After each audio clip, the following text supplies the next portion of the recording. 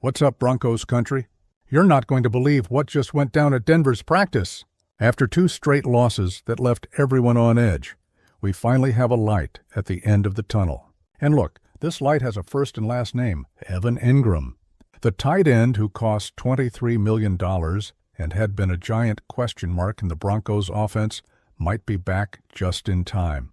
But hold up, family. Before we start celebrating, there's a lot more going on behind the scenes that you need to know about. There's heavy criticism of Sean Payton, Bo Nix looking desperate on the field, and a Monday night football game against Cincinnati that could determine whether our season takes off or crashes completely. Stay with me because I'm going to tell you everything that's happening in the corridors of Empower Field, and I guarantee that by the end of this video, you'll be as anxious as I am for Monday night. Broncos country, brace yourselves because things are heating up in Denver. Let's start with what really matters. Evan ENGRAM is expected to return to practice today. That's right, after being sidelined from the humiliating loss to the Indianapolis Colts last week due to a back injury. Our star tight end has finally gotten the green light to return to action. And look, Denver Broncos family, this return couldn't come at a better time. We're dealing with 2 consecutive losses, the offense struggling badly, and Bo Nix desperately needing reliable targets in the middle of the field. ENGRAM is exactly the type of player who can make the difference between a lost season and an epic turnaround. But you remember how it all started, right? When the Broncos opened their wallet and signed ENGRAM for 2 years and $23 million from Jacksonville, everyone was expecting to see that dynamic tight end who shined in the Pro Bowl. The expectation was that he would be the perfect safety valve for Bo Nix, especially on those middle field routes we needed so badly. But then came the first blow, a calf injury that limited practice time. Then, this back injury that completely took him out of the game against the Colts. For a team trying to develop chemistry between a rookie quarterback and his main targets, losing your starting tight end in the first weeks of the season is a huge problem. Mike Kliss, who you know is one of the most reliable sources when it comes to Denver Broncos, confirmed the information. Evan ENGRAM is expected to return to practice today. He missed last week's practices and the game due to the back problem. The Broncos are getting healthier at the right time. And that phrase, at the right time, couldn't be more accurate. Monday, we have Monday Night Football against the Cincinnati Bengals. And you know what that means. The whole country watching, all the spotlights on Denver, and the perfect opportunity to show that the Broncos are still a force in the NFL. Now, Broncos country, this is where things get interesting and a bit concerning too. Because there's no point in having ENGRAM back if Sean Payton continues using him questionably. And look, this criticism isn't coming from just anywhere. It's coming from within the house. Benny Fowler, who you remember was a Super Bowl champion with us in 2015, spoke out and heavily criticized the way Payton is managing the roster. And the criticism hit right at the most sensitive point, Bo Nix's development. Fowler said something that many of you must have noticed while watching the games. He said he's tired of seeing Bo Nix leaving the huddle desperate, shouting, "Quick, quick, the ball," because that means the plays aren't getting to the huddle on time. I want Sean to help Bo more. I'm tired of seeing Bo break the huddle and go like, "Quick, snap the ball. Quick, quick, snap the ball." That means the play isn't getting there, Fowler said, and the criticism goes further, family. Fowler questioned Payton's habit of constantly changing formations. He wants to see Courtland Sutton, Marvin Mims, and Troy Franklin staying on the field for entire series. Instead of making these constant substitutions that are confusing everyone, we're changing everything all the time. One of the things I noted in my observations is rhythm and timing. When I played here with Demaryius Thomas and Emmanuel Sanders, they didn't come off the field. We would change the slots or tight ends, but our main guys, our workhorses, especially the receivers, stayed on the field. Man, when a guy who won a Super Bowl with the franchise talks like that, we have to stop and listen, don't we? So Broncos country, what do you think about Benny Fowler's criticism? Does he have a point about Payton overcomplicating things? Look, I'll be honest with you. Watching the games, you can tell something strange is going on with the offense. Bo Nix seems lost at times, and it's not due to lack of talent or preparation. The kid came from Oregon with plenty of credentials, but it seems like he's fighting more against his own system than against opposing defenses. And here's where ENGRAM's return becomes important. An experienced tight end like him could be exactly what Bo Nix needs. A reliable safety valve in the middle of the field. Someone he can count on when the pressure mounts and other options aren't working. But there's a problem. In the first 2 weeks when ENGRAM was available, he didn't even start. That's right, family. A guy who cost $23 million over 2 seasons, who was a Pro Bowler, who was signed precisely to be the centerpiece of the offense, and Peyton didn't put him in to start the games. This raises a question that won't go away. Does Peyton really know how to use ENGRAM? Or are we seeing another one of those situations where a coach tries to be too smart and ends up complicating what should be simple?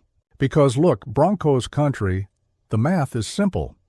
When you have one of the best tight ends in the league on your roster, you put him on the field and let him do what he knows how to do. You don't get creative, you don't experiment, especially when your rookie quarterback is clearly needing help.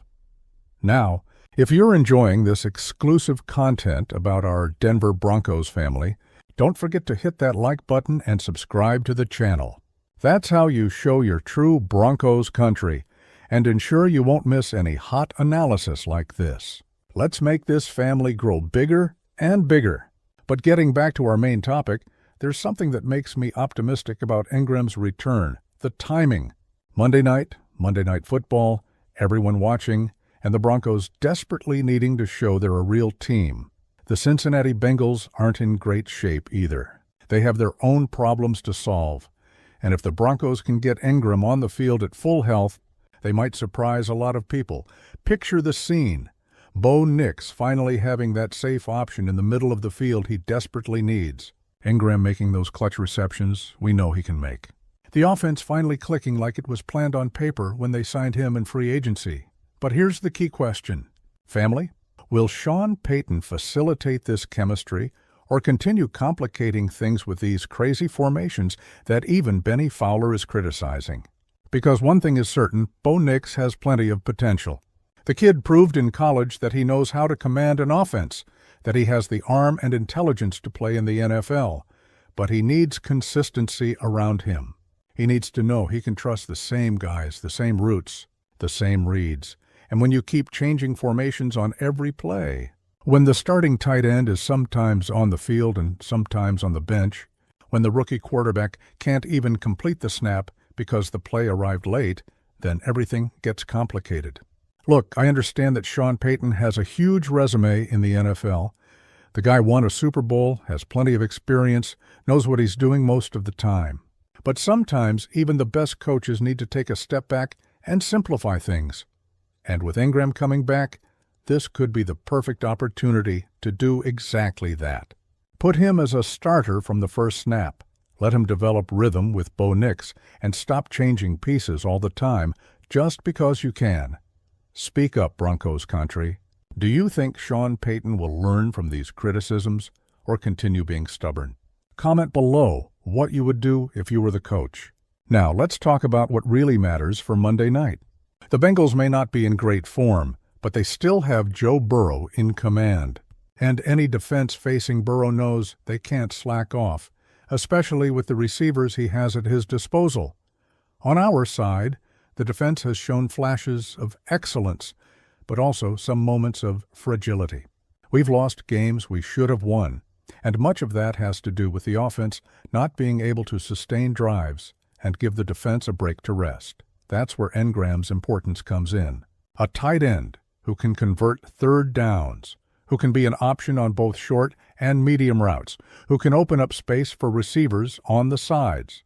This type of versatility is exactly what's missing in the Broncos offense right now. And look, family, it's not just about individual talent. It's about how the pieces fit together. When you have Courtland Sutton drawing coverage on one side, Marvin Mims bringing speed on the other, and ENGRAM controlling the middle of the field, then you can create those mismatches that make any defense vulnerable. The problem is that this only works if everyone is on the same page. If the plays are arriving on time if the quarterback knows exactly where everyone will be at every moment. And from the criticisms emerging, it seems we haven't reached that point yet. But Monday could be the turning point. Monday Night Football has that power to transform seasons. How many times have we seen teams that were struggling make a historic turnaround on a national Monday night? And with ENGRAM back, with the chemistry between him and Bo Nix finally able to develop without interruption from injury, who knows if it won't be the night when everything clicks. Of course it won't be easy. Cincinnati has a defense that can cause trouble. They have experience in important games. And Burrow is exactly the type of quarterback who can punish any mistake from our defense. But if there's one thing I've learned following the Broncos all these years, it's that when you least expect it, when it seems like everything is lost, this franchise has the gift of surprising, and you, Broncos country, are you feeling this energy too? Do you think Monday could be our turnaround night? One thing that gives me confidence is seeing that at least the veteran players are demanding improvements. When guys like Benny Fowler, who know the franchise inside and out, speak up like this, it's a sign that there's real concern about doing things right, and this pressure could be exactly what Sean Payton needs to rethink some choices. I'm not saying he should completely change his philosophy, but maybe simplify some things, give more stability for players to develop chemistry, especially with a rookie quarterback, because at the end of the day, family, there's no point in having the best tight end in the world if he can't develop timing with his quarterback. Due to injuries or constant formation changes, ENGRAM's return solves half the problem, the injury part. Now it's up to Sean Payton to solve the other half. Use him the right way, consistently. That allows both him and Bo Nix to grow together. Did you see how some of the best tight ends in the league work? They are extensions of the quarterback, safe targets who know exactly where to be in every situation. Travis Kelce with Patrick Mahomes, George Kittle with Brock Purdy. These guys have chemistry that only develops with repetition, with consistency. ENGRAM has the talent to be that type of player for Bo Nix. The question is, will we see this chemistry develop, or will we continue seeing constant changes that prevent any kind of rhythm? Broncos country, Monday isn't just another game. It's the chance to show we're on the right track. With ENGRAM back, with Monday Night Football pressure, with all the constructive criticism emerging, this could be exactly the recipe we needed to wake up this offense. Imagine Bo Nix finally having time to process plays, ENGRAM making those important receptions in the middle of the field, Sutton and Mims taking advantage of the spaces that open up, and our defense rested because the offense can finally sustain drives. I'm not saying it will be easy against Cincinnati. Burrow is an elite quarterback, they have dangerous receivers, and any mistake on our part will be punished. But if we can put it all together, if the offense finally clicks as planned, we can surprise a lot of people on Monday night. And look, after 2 straight losses, after all this frustration we saw on Bo Nix's face in recent games, a convincing victory on Monday Night Football would be exactly the medicine the doctor ordered. Because at the end of the day, Denver Broncos family, it's not just about wins and losses. It's about showing progress, about building something solid for the future, about giving hope to all of us who bleed orange and blue. ENGRAM's return could be the missing catalyst, not just because of his talent, but because of what it represents. Finally having all the pieces available, finally being able to develop the chemistry that was interrupted by injuries. Now, tell me something, Broncos country. Do you think Monday could be our turnaround night? Or will we still have to wait a few more weeks to see this offense take off? One thing is certain, with or without ENGRAM, with criticism or without criticism, Monday night we'll all be there rooting. Because that's what makes us a family. Being present in good times and bad. Believing even when it seems difficult. And never giving up on our team. And if ENGRAM really comes back strong, if Bo Nix gets that confidence that was missing, if Sean Payton simplifies things like Benny Fowler suggested, then Monday could be the beginning of something special. Because you remember how some of the best seasons in our franchise started? Sometimes it's exactly like this. After a troubled beginning, after necessary adjustments, after everyone saying it won't work, then suddenly everything clicks on a national Monday night, with the whole country watching.